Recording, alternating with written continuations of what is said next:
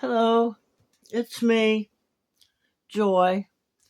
Um, I thought I would do this video about, well, civilization and what they call homeless and houseless. Um, there's laws that the civilization has set up, um, and there's always been a certain amount of a law against homelessness. Way back when it used to be called vagrancy. And you had to have at least $7 on your person if you were stopped to show that you were supporting yourself. Um, but nowadays the homelessness, the houselessness, the living in the streets has gotten so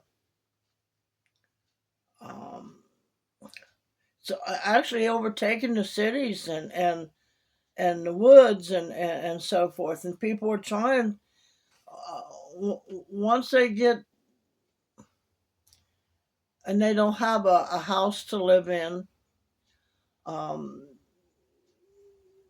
they take to the streets, and there's no place else for them to go, and they stay mostly in the city where they can stay close to stores and stuff like that, because a lot of them do get Social Security and disability benefits and veterans benefits and so forth.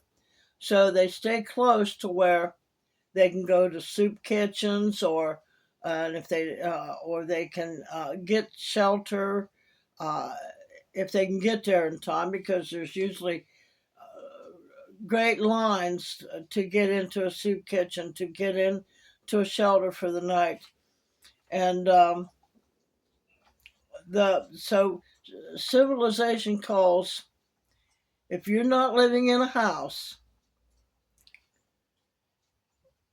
own your own home, or you're renting or living in a motel, even, they call that you're homeless, you're houseless, and you're living on the streets. And regardless of what a lot of people think, they think if they're living in their cars and that's where they're sleeping, because um,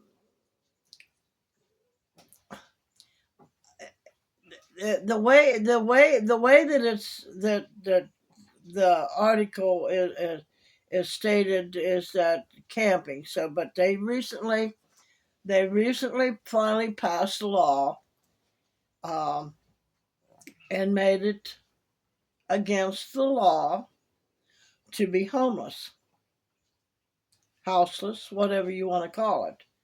Now, to me, homeless is can also be that your house, your structure doesn't feel like a home, but living on the streets is both. You're houseless and homeless. So, but the civilization society has rules, guidelines, and you got people living in their houses, which, in their streets and their stores and so forth, and people that have opted in to living into civilization and following the rules and regulations. They don't want people pitching a tent next to their house or their store. Excuse me. Because they feel unsafe, in which it's unsightly. I mean, I have to say, I mean, I've been watching a lot of the videos and stuff that people will go into these cities and stuff and talk to the homeless people, and the ones that are living on the streets, and in tents, and just sleeping on in doorways and stuff like that. They went in and talked to them, and naturally, a lot of them are on drugs.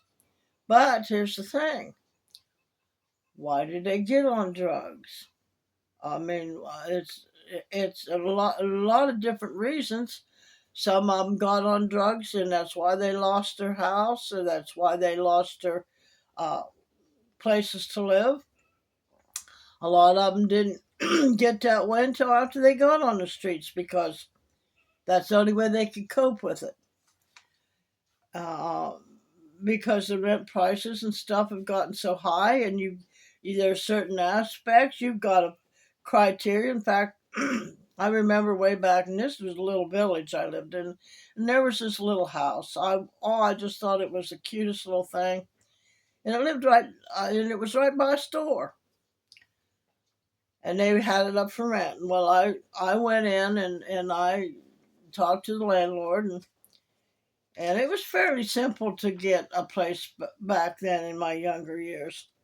Uh, but they asked me what my income was, and I told them, well, no, that and it was enough for me to get the house. The house was only $350 a month, and I by that time I had learned how to handle my money fairly well, and they said, no, you don't make enough money to rent this place. So right there, you know, where society and civilization and people that want to rent to you, want to be a landlord, they feel like they need to know that you're going to pay their rent. But I've seen enough people that would make $3,000 a month and wouldn't pay their $350 rent. So people that live in society and civilization think they know people when they look at them, or this is your income that you're getting, so you couldn't possibly. But if you make this amount of money, oh, we just know that you're going to pay. Well, that's not the case. But let's get back to the. So I didn't get the place, but I didn't go houseless. But okay, now there was uh, 3 times that I can remember that me and all of my kids, or my husband, or one of it, two of us was homeless. I mean, actually homeless, houseless. The first time was um, my husband, when I was with the kids' father. Uh, we he took us to Florida. He was a hard worker, but he was also an alcoholic. Well, he got us into the house, and he got this notion he wanted to go to Arizona. So we got up and took off and went to Arizona, and uh, we got a we got a decent house there. Lived right across the school. Kids could just walk right across and go to school. Well, he got this notion in his head. He watched this movie that the Lost Dutchman's gold mine, which happened to be in a superstition mountain, and we were right there. He hauled us out of that house, out into the middle of the superstition mountain. A tent had a big one of them big coolers that filled with water and stuff, and uh, we had to have boots and stuff so that the scorpions and tarantulas didn't bite our legs and stuff like that. So there we were, 3 kids, myself, him, 2 dogs, and a cat, living in a tent out in the middle of Superstition Mountain to hunt down the Lost Dutchman's gold mine. Now, I'm telling you what, that man had some serious issues. But I also must have had some serious issues too to go along with it. that fear of not being able to take care of myself in a strange state, city, whatever you want to call it. But uh, we were homeless. We were houseless. We had to live like that, and the kids had to go to school. We had to clean up to go to school, go to work. I worked in a pet place, a kennel. So we had to, we had to find ways to stay clean and stuff. So yes, that was one time we were homeless. Another time we were homeless. Which was with my ex, the children's father, coming from Florida again. He traveled us all over the place. And it was winter time. I had a little Dodge Dart convertible, and then the back window was out of it. And he's bringing us back home, I guess. I'm unsure, can't remember what it was exactly he was doing with us, but and we got into the cold. We got into West Virginia, and it was cold. Me and the kids were huddled up in the back seat, and finally he got the bright idea that he has a sister down there, so um, he called her up and asked if we could come over there, and uh, we stayed with her for a while. But then until he decided to get up and move us back to Ohio. So that's the second time we were homeless, very shortly. And then the next time it was me and my youngest daughter. Now this comes in where it's my stupidity, because and it goes back to knowing what you want and what you don't want, and don't let other people scheme you into something. And I was dating this fella. I had a cute little house, paying rent. I was working. Actually, he was my boss, but he was the manager of where I was working. But I got to dating him, and he had this bright idea that he had a job up in Nevada, which was supposedly it was in Reno, Nevada, and my stupidity let me go along with that and take my 11-year-old daughter and off to, it was my car, by the way, took us up to Nevada. He was supposed to have a job. Well, that fell through. There was no job. So there we were. We did have enough money to get a motel with, and I went and got a job. And it wasn't the real job that I really thought it was, and it kind of scared me. And then, of course, he come in one day, and he ended up getting me fired, but that's okay because I didn't need to be in that job. And and there we were. Then finally we run out of money for the motel, living in the park in my car. Now, it was getting desperate. It was getting desperate, and I uh, even thought about we're going to a shelter. Uh, they would only let me and the kids to go in because he had a little boy, and would only and so he slept out in the car. And I mean, I was getting so desperate because I was worried for the kids. I mean, what was I going to do for them and with them and stuff? How was I going to feed them? I mean, it wasn't my job to feed him. It was my job to feed my daughter and take care of my daughter. But I was stupid and naive even at the age that I was at. I was not thinking for myself. Other than I did get this bright idea. I told my daughter, I said, let's go sneak on one of these Greyhounds and let's take it up to Flagstaff, because that's what it said on Flagstaff, and because her father lived up there. And we were sneaking away and trying to get away and go do that. And I was going to leave him with the car.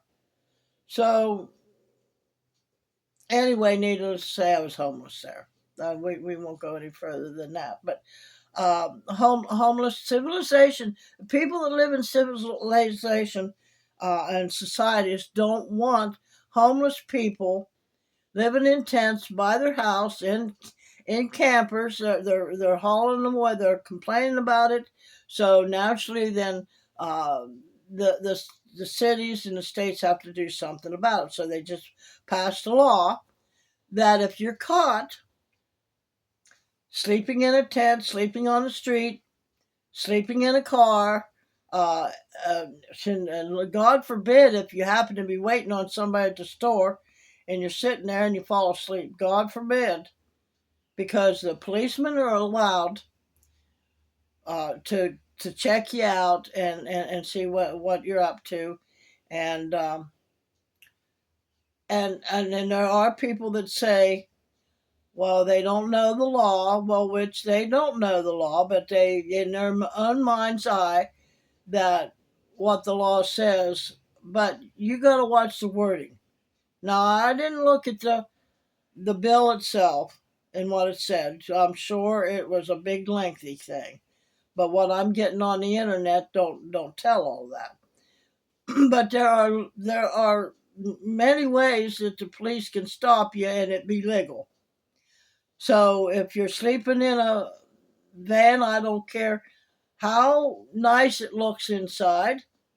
If it looks like a little cozy little living room and a little kitchen and everything like that, that's not considered a house.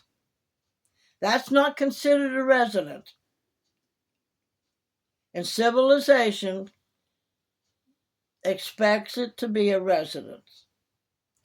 So if you're caught out there, if they feel like stopping you, the law has every right to do that. It's no fun being homeless and out on the street, even though you have a car.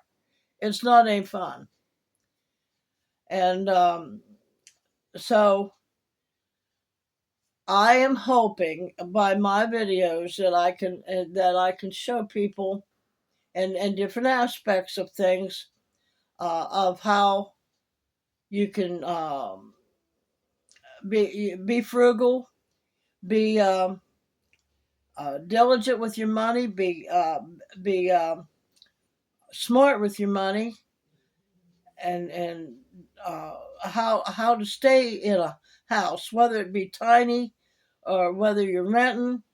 Um, uh, and if you have to find a cheaper place to live, whether or not it's uh, for a slum landlord, it doesn't matter.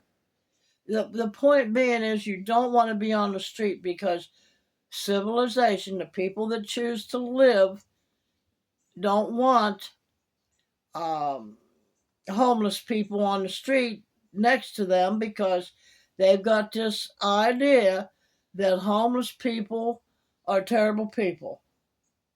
Now, everybody's not like that, I'm telling you, but for the majority of people, the people that have decided they want to live in civilization, they want civilized. Civilized to them is people that are going to work their jobs, uh, and or if they're on disability or if they're on fixed incomes, they want them, the people around them, to know that things are going to be nice and clean and civilized, not people peeing on the streets where their kids can walk through or their kids are out there. I seen this video the other day about this woman. She decided to come back home. Now she had a camper and she had two cars. Now I didn't understand her thinking on this, which that's none of my business because she had her reasons. But she parked it on the street next to some houses. She didn't park in their driveway or obstruct their driveway or anything like that. But she had a car sitting in front of it and a car behind it, and she had things piled around that camper. Now, now to me, that's wrong.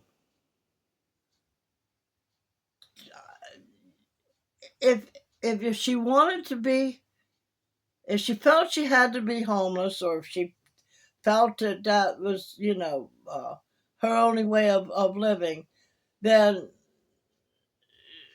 she should have just picked uh, the car, the one that drove, because the camper, in which I don't understand, unless she was hauling with her one of her vehicles or not, I don't know. But if she was living in that, fine, in a vehicle, but you don't park it around other people. You got to understand what what civilized civilization, how people want to live. They don't want to live like that. They don't want people around them that live like that, because they've got a bad rap that everybody that's homeless are either on drugs or crazy or something, and they'll come in your house and stab you to death at night. That's what uh, how the idea is, and so people people that choose to live on purpose in these tiny, um, like the vans, and they build into a little tiny home, or a big box truck. They've moved into a tiny, constructed into a tiny home. To society, that's considered houseless. You don't have a permanent residence. So I I um I just hope that uh, I've made this plain to people, that um, be be diligent with your home. Don't allow yourself to be houseless. I'm sorry. I mean, it's very romanticized to build your house into a little van, or a camper, and you're out there moving around and stuff like that. Unless you're camping, really truly camping, and you got a spot in a campground or something like that. My advice is to don't get out there and be all romanticized with watching these videos about how they're building their van into a nice little house, or their camper or something, because it's not a permanent residence. Now, I'm probably going to get a lot of flack on this about from all the people but believe me, I love the idea of being able to do something like that. But again, civilization, it's a box. They're going to put you in a box. So I don't know what to tell you other than all you people, all my subscribers, all my lovely people, prepare your life so that you're never houseless. And if that means cutting certain things out, and downsizing, and but think intentionally, do everything that you do intentionally, and live your life the best that you can with what you how you want to live, um, and be happy. So I'm gonna leave you with these two sayings. Wayne Dyer: